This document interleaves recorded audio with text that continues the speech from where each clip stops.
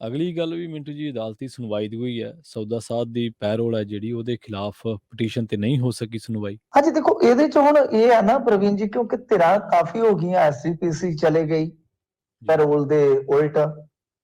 ਵੈਸੇ ਤੇ ਮੈਨੂੰ ਨਹੀਂ ਲੱਗਦਾ ਕਿ ਕੋਈ ਇਹਦੇ ਵਿੱਚ ਕੋਈ ਵੱਡਾ ਆਪਾਂ ਫੈਸਲਾ ਉਡੀਕੀਏ, ਕਿਉਂਕਿ ਫੈਸਲੇ ਤੇ ਆਲਰੇਡੀ ਹੋ ਚੁੱਕੇ ਨੇ।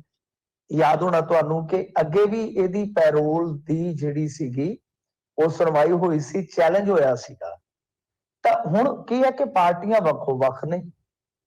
ਪਾਰਟੀਆਂ ਜਿੱਦਾਂ ਲਾ ਲਓ ਐਸਜੀਪੀਸੀ, ਉਹਨੇ ਜਾ ਕੇ ਸ਼ਿਕਾਇਤ ਕੀਤੀ, ਤੇ ਫਿਰ ਦੂਸਰੇ ਪਾਸੇ ਕੌਣ ਹੋ ਗਿਆ, ਦੂਸਰੇ ਪਾਸੇ ਕੇਂਦਰ ਸਰਕਾਰ, ਫਿਰ ਤੀਸਰੇ ਪਾਸੇ ਹਰਿਆਣਾ, ਤੇ ਚੌਥੇ ਪਾਸੇ ਹੋ ਸਕਦਾ ਪੰਜਾਬ ਵੀ।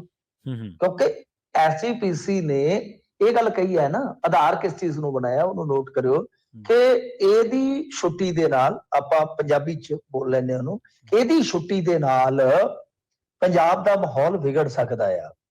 ਇਹਦੇ ਚ ਹਰਿਆਣੇ ਨੇ ਜਾ ਕੇ ਜਵਾਬ ਉਹੀਓ ਦਾਖਲ ਕਰ ਦਿੱਤਾ। ਮੈਂ ਤਾਂ ਕਹਿ ਰਿਹਾ ਕਿ ਕੋਈ ਵੱਡੀ ਉਮੀਦ ਰੱਖਣੀ ਨਹੀਂ ਜੇ ਚਾਹੀਦੀ। ਹਰਿਆਣੇ ਨੇ ਜਾ ਕੇ ਉਹੀ ਗੱਲ ਫੇਰ ਦੁਹਰਾਈ ਹੈ ਜਿਹੜੀ ਅੱਗੇ ਦੁਹਰਾਈ ਸੀਗੀ, ਕਿ ਵੇਖੋ ਜੀ, ਪਹਿਲੀ ਗੱਲ ਤੇ ਇਹ ਹੈ ਕਿ ਇਹ ਪੰਜਾਬ ਤੋਂ ਬਹੁਤ ਦੂਰ ਬੈਠਾ ਬਾਗਪਤ ਦੇ ਵਿੱਚ, ਯੂਪੀ ਦੇ ਵਿੱਚ, ਕਿਵੇਂ ਮਾਹੌਲ ਖਰਾਬ ਕਰ ਦੇਗਾ।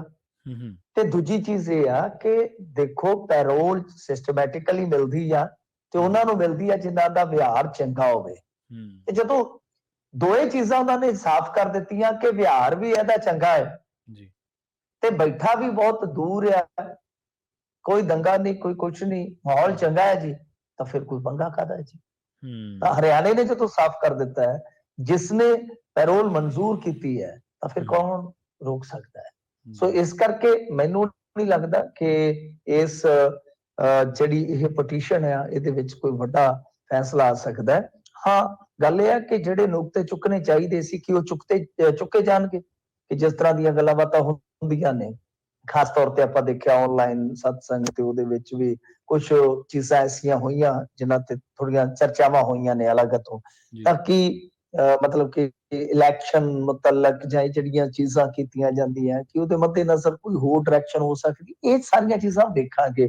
ਪਰੰਤੂ ਵੇਖਣ ਵਾਲੀ ਗੱਲ ਤਾਂ ਹੁਣ ਇਹ ਹੈ ਨਾ ਕਿ ਹੁਣ ਇਹਦੀ ਸੁਣਵਾਈ ਜਿਹੜੀ ਹੋਣੀ ਆ ਪਟੀਸ਼ਨ ਦੀ, ਉਹ ਹੋਣੀ ਜੇ 28 ਨੂੰ, ਮਹੀਨਾ ਮੁੱਕ ਗਿਆ ਨਾ, 28 ਦਾ ਹੀ ਹੈ ਸ਼ਾਇਦ, ਤੇ ਉਸ ਤੋਂ ਬਾਅਦ ਤੇ ਫਿਰ 2-3 ਨੂੰ ਤੇ ਇਹਦੀ ਵਾਪਸੀ ਹੋ ਜਾਣੀ ਹੈ, ਜਿੱਦਾਂ ਉਹਨਾਂ ਨੇ ਪ੍ਰੋਗਰਾਮ ਚਲਾਇਆ ਹੋਇਆ ਸੀਗਾ ਕੁਝ ਹਿੰਦੂ ਸੰਗਠਨਾਂ ਨੇ, ਘਰ ਵਾਪਸੀ, ਇਹਦੀ ਜੇਲ੍ਹ ਵਾਪਸੀ ਹੋ ਜਾਣੀ ਆ।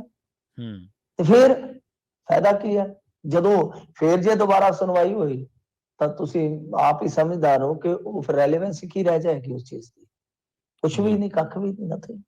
तो खैर देखते हैं ਹੁਣ ਅੱਗੇ ਕੀ ਬਣਦਾ, ਪਰ ਲੱਗਦਾ ਨਹੀਂ, ਕਿਉਂਕਿ ਹਰਿਆਣੇ ਨੇ ਉਹੀਓ ਦਲੀਲ ਫਿਰ ਦੁਬਾਰਾ ਜਾਂ ਪੇਸ਼ ਕੀਤੀ ਆ ਜਿਹੜੀ ਪਹਿਲਾਂ ਵੀ ਉਹਨਾਂ ਨੇ ਕੋਰਟ ਦੇ ਮੂਹਰੇ ਰੱਖੀ ਸੀਗੀ।